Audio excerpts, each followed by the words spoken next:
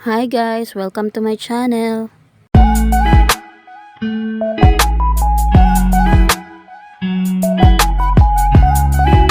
Gusto kong i-share sa inyo yung mga stamping polishes na nabili ko from Shopee.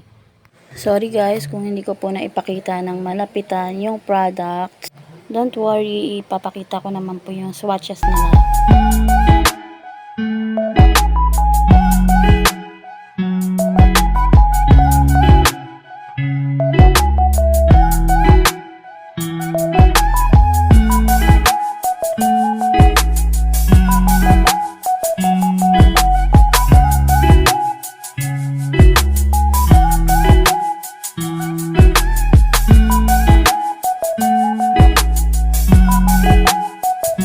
As you can see po, yung some of the plates ay natanggalan ko na ng plastic cover.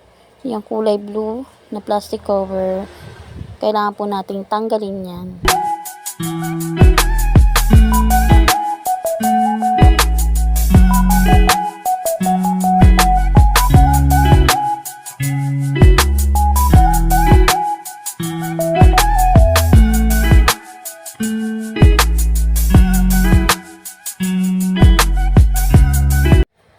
Ito naman po yung tape na ginagamit ko pang linis ng stamper natin. Here's the stamper guys. Soft siya. May kasama na siyang scraper.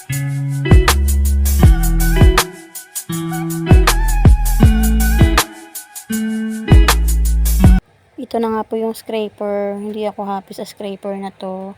Kung makikita nyo po, deformed siya. So, hindi ko po siya ginagamit kasi nahihirapan ako. Ito po yung ginagamit ko. Galing to sa grid storage box. I'll try my best guys to make a short video para i-review yung mga products na to. Ito na nga po, hindi ko napansin na hindi pala nagre-record. So, nalagyan ko na po ng gel polish yung isang nail tip natin. Ito po yung ginagamit kong gel polish. Then cure for 60 seconds. I'll do the rest guys and I'll be back. At ito na nga, natapos na after 20 years.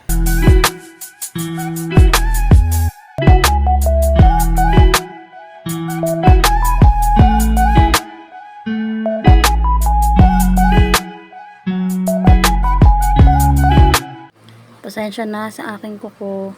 I filmed this in different time guys. So kung mapapansin nyo, iba-iba yung itsura ng kuko ko. And this part ay hindi ko pa po nagagawa yung nails ko.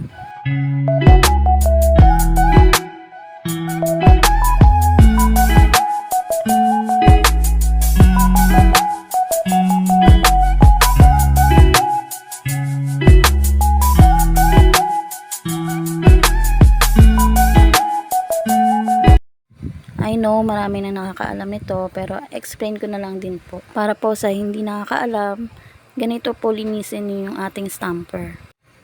Also the scraper, syempre, using acetone at lalo na ang ating plates. Kailangan walang matitirang polish guys kung hindi masisira yung ating designs. By the way guys, about sa stamper nga po, ay kailangan nating hugasan yon kung talagang cloudy na at hindi na siya maka-pick up ng designs. Sabunin, then rinse with warm water. Disclaimer lang guys, I'm not a professional. Yun lang yung mga few tips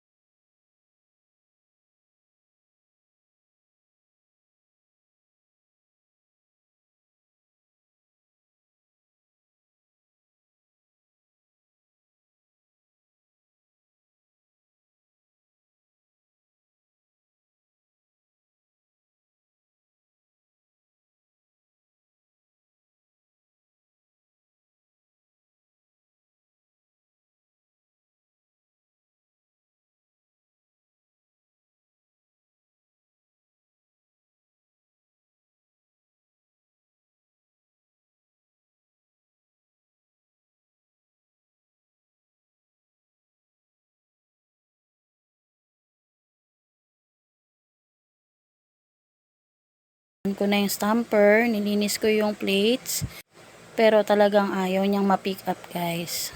Super fast dry siya, I don't know, pero tatry ko pa rin po next time. Bibili ako ng new plates and stamper na din. At ito na nga po yung outcome. I'm so sorry guys, ito lang yung kinaya ng power ko. Na-pressure ako dun pero okay lang. Hope you still like it guys. Ito na nga, lagyan na natin ng top coat.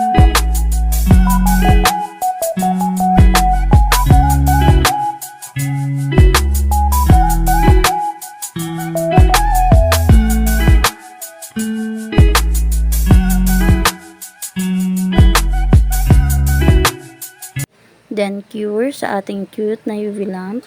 Ito naman po, nabili ko to sa Lazada ng 108. Ang cute niya kasi very handy, madaling gamitin. Actually, meron akong mas malaki pero mas preferred ko tong gamitin. Ito na nga po yung ating finished product. Random design. Hope you like it. Thanks for watching. Bye!